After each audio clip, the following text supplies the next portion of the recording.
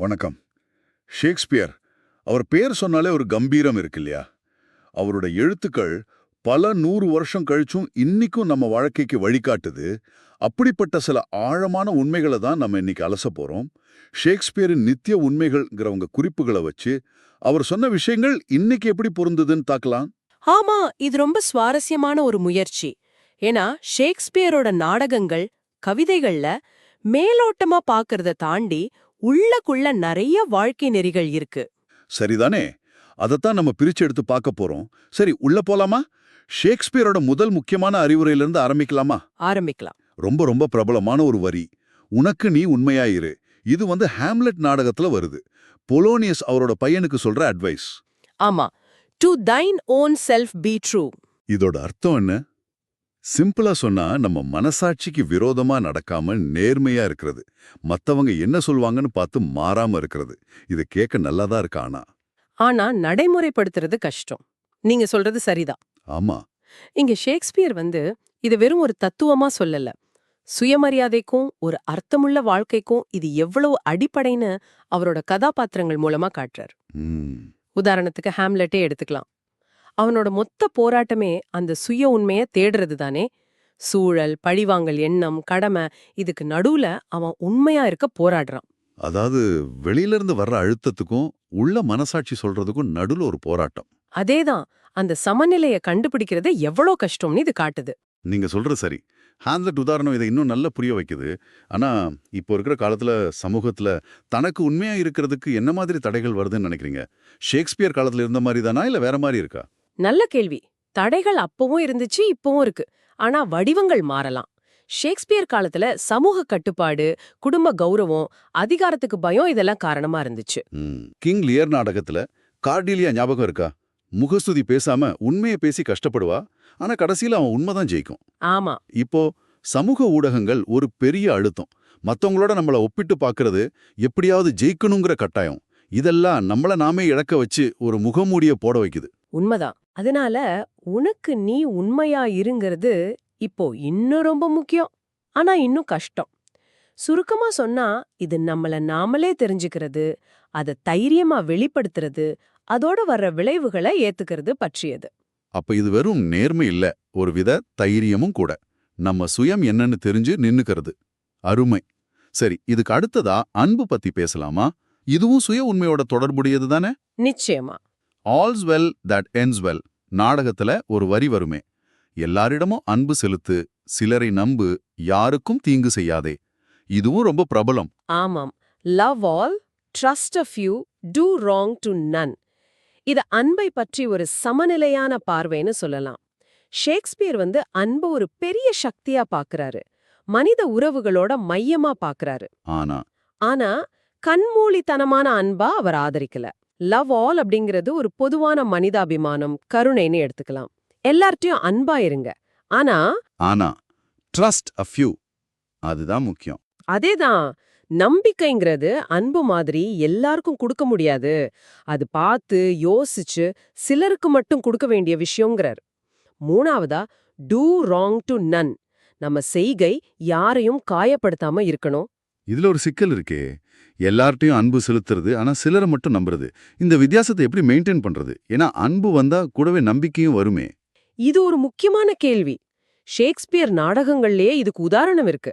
Romeo ஜூலியட்ல பாருங்க, பயங்கரமான காதல், அன்பு இருக்கு, ஆனா விவேகம், யோசனை குறைவுதான். அதனாலதான் அது சோகத்துல முடியுது.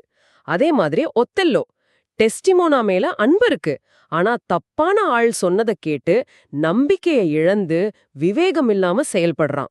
ஓ, அப்போ அன்புங்கிறது ஒரு உணர்வு நிலை, நம்பிக்கைங்கிறது ஒரு பகுத்தறிவு சார்ந்த முடிவுன்னு சொல்றீங்களா? மிகச்சரியா சொன்னீங்க. அது ஒரு தேர்வு. உங்க கருணை எல்லாரையும் சேரலாம், ஆனா உங்க ரகசியங்கள், உங்க பலவீனங்கள், உங்க எதிர்காலத்தை பாதிக்கிற விஷயங்களை நீங்க ரொம்ப நம்புற, சோதிச்சு பார்த்த சிலர்ட்ட மட்டும்தான் ஒப்படைக்கணும். இதுதான் உறவுகளை ஆரோக்கியமா வைக்கும், ஒருவித சூறு பாதுகாப்பும் கூட. அன்புல கூட ஒரு புத்திசாலித்தனம், ஒரு தெளிவு தேவைன்னு சொல்றீங்க. சூப்பர். இது நம்ம அடுத்த பாயிண்ட்டுக்கு கரெக்டா வருது. அதாவது செயல்படுவதற்கு முன் சிந்திப்பது. ஆமாம், வெறும் உணர்ச்சி வசப்பட்டு இல்லாம யோசிச்சு செய்யணும்.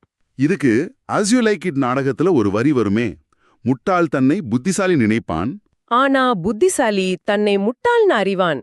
ஆமா. The fool doth think he is wise, but the wise man knows himself to be a fool. இது அறிவுக்கும் ஞானத்துக்கும் உள்ள வித்தியாசம். ம். யார் யாரெல்லாம் தங்களுக்கு எல்லாம் தெரியும்னு நினைக்கிறாங்களோ, கிங் லியர், ஒத்தெல்லோ மாதிரி, அவங்க தான் பெரிய தப்பு பண்ணுவாங்க. ஆனா அந்த கோமாளி கதாபாத்திரங்கள் fools. ஆமா, அவங்க தான் பலப்பொழுதும் ரொம்ப ஆழமான உண்மைகளை, புத்திசாலித்தனமான கருத்துக்களை கொஞ்சம் வேடிக்கையா சொல்லுவாங்க. இது ரொம்ப இன்ட்ரெஸ்டிங்கா இருக்கு. அதாவது நம்ம அறிவுக்கு ஒரு எல்லை இருக்குன்னு புரிஞ்சுக்கிட்டு கொஞ்சம் அடக்கமா இருக்கிறது தான் உண்மையான புத்திசாலித்தனம்.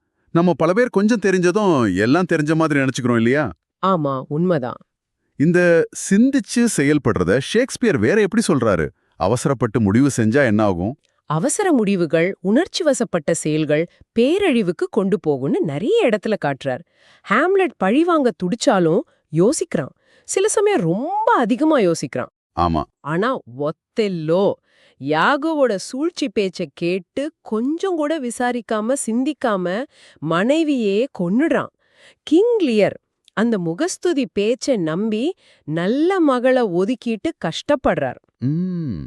இதுக்கெல்லாம் என்ன அர்த்தம்னா, ஒரு நிமிஷம் நில்லுங்க, யோசிங்க, தகவல் உண்மையான்னு பாருங்க, உணர்ச்சிக்கு இடம் கொடுக்காதீங்க, பகுத்தறிவோட முடிவிடுங்கன்னு சொல்றதுதான். இது தனிப்பட்ட வாழ்க்கைக்கு மட்டும் இல்ல, தலைமை பண்புக்கும் பொருந்தும். உண்மைதான். அந்த நிதானம், சுய பரிசோதனை ரொம்ப முக்கியம். சரி, யோசிச்சு செயல்படுற மாதிரி சில விஷயங்களை காலத்துக்கு விட்டுறணும் போல. அதானே அடுத்த பாயிண்ட். காலம் உண்மையே வெளிப்படுத்தும். ஆமாம், ட்ரூத் வில் அவுட். இது தி மர்ச்சன்ட் ஆஃப் வெனிஸ்ல வருது. இது எந்த அளவுக்கு நிஜம்? எல்லா சமயமும் உண்மை வெளியே வந்துருமா? ஷேக்ஸ்பியரோட கதை சொல்லும் முறையில இது ஒரு முக்கியமான அம்சம்னு சொல்லலாம். அவரோட பல நாடகங்கள்ல ஆரம்பத்துல ஒரே குழப்பம், தப்பான ஆள்னு நினைக்கிறது, உண்மையை மறைக்கிறதுன்னு இருக்கும். ஆனா கதை போக போக மெதுவா அந்த முடிச்செல்லாம் அவிழ்ந்து உண்மை வெளியே வரும். தி மர்ச்சன்ட் ஆஃப் வெனிஸ்ல ஷைலாக்கோட குணம் பாட்டியாவோட மாறுவேஷா. ஆமா, அதெல்லாம் கடைசியில தெரிய வரும். இது பாக்குறவங்களுக்கு ஒரு நம்பிக்கை கொடுக்குது. அதாவது பொய், சூழ்ச்சியெல்லாம் கொஞ்ச காலம்தான், கடைசியில நேர்மையும் உண்மையும் ஜெயிக்கும்னு. ஆனா சில சமயம் உண்மை வெளியே வராமலே போயிடுமே, இல்ல ரொம்ப லேட்டா தெரிஞ்சு பிரயோஜனம் இல்லாம போகுமே. ஷேக்ஸ்பியர் இதை எப்படி பார்க்கறார்? அவர் ரொம்ப நம்பிக்கையானவரா இல்ல யதார்த்தவாதியா? நாம ஒன்னு ஞாபகம் வச்சுக்கணும். ஷேக்ஸ்பியர் ஒரு நாடக ஆசிரியர். நாடகத்தோட தேவைக்காகவும் பாக்குறவங்களுக்கு ஒரு தார்மீக நிறைவு கொடுக்கவும் அவர் பெரும்பாலும் உண்மையை ஜெயிக்க வைக்கிறார். சரி. ஆனா அவரோட சோக நாடகங்களை பாருங்க, அங்க சில உண்மைகள் ரொம்ப லேட்டா தெரிய வரும். அதனால பேரழிவை தடுக்க முடியாது. ரோமியோ ஜூலியட் காதல் உண்மை தெரிய வரதுக்குள்ள 2 பேரும் இறந்துடுறாங்க. ஆமா. அதனால அவர் 100% நம்பிக்கையாளர்னு சொல்ல முடியாது. ஆனா உண்மைக்குன்னு ஒரு சக்தி இருக்கு. அது எப்படியாவது வெளியே வர முயற்சிக்கும். நேர்மையா இருக்கிறது நீண்ட காலத்துல நல்லதுங்கிற கருத்தை அவர் முன்வைக்கிறார். ஆக பொறுமையா இருக்கணும், உண்மையை நம்பணும்னு சொல்றாரு. ஆமா, இது பொறுமையோட முக்கியத்துவத்தையும் சொல்லுது. இப்போ இருக்கிற ஃபேக் நியூஸ் காலத்துல இது இன்னும் முக்கியம். உண்மை வெளியே வர நேரமாகும். அது வரைக்கும் பொறுமையும் பகுத்தறிவும் தேவை. அருமையான விளக்கம். பொறுமை அது முக்கியம். இப்போ நம்ம கடைசி உண்மைக்கு வருவோம். இது கொஞ்சம் பெரிய சித்திரம், வாழ்க்கைய பற்றியது. ஆஸ் யூ லைக் இட்ல வர்ற அந்த வரி, உலகம் ஒரு நாடக மேடை. அதில் ஆண்களும் பெண்களும் வெறும் நடிகர்கள். ஆமா, all the world's is stage and all the men and women merely players. இது ரொம்ப ஆழமானது. இது வாழ்க்கை நிலையற்றதுன்னு மட்டும் சொல்லுதா இல்ல வேற ஏதும் அர்த்தம் இருக்கா? நிலையாமை ஒரு பகுதிதான், ஆனா அதுக்கும் மேலே இருக்கு. இந்த உருவகம் மனுஷ வாழ்க்கையோட பல கட்டங்களை சொல்லுது. 7 பருவங்கள்: குழந்தை, ஸ்கூல் பையன், காதலன், வீரன், நீதிபதி, வயசானவர், கடைசியா இறப்பு நிலை. இப்படி ஆமா, நாம ஒவ்வொருத்தரும் இந்த உலக மேடையில ஒரு குறிப்பிட்ட பாத்திரம் ஏத்து நடிக்கிறோம். நம்மளோட என்ட்ரியும் எக்ஸிட்டும், பிறப்பும் இறப்பும் நம்ம கையில இல்ல. ஆனா அந்த நடுவுல இருக்கிற காலத்துல நமக்கு கிடைச்ச ரோல நாம எப்படி நடிக்கிறோங்கிறது நம்ம கையில இருக்கு. அப்போ நாம வெறும் பொம்மைகள் இல்ல, நமக்கு ஒரு பங்கு இருக்கு.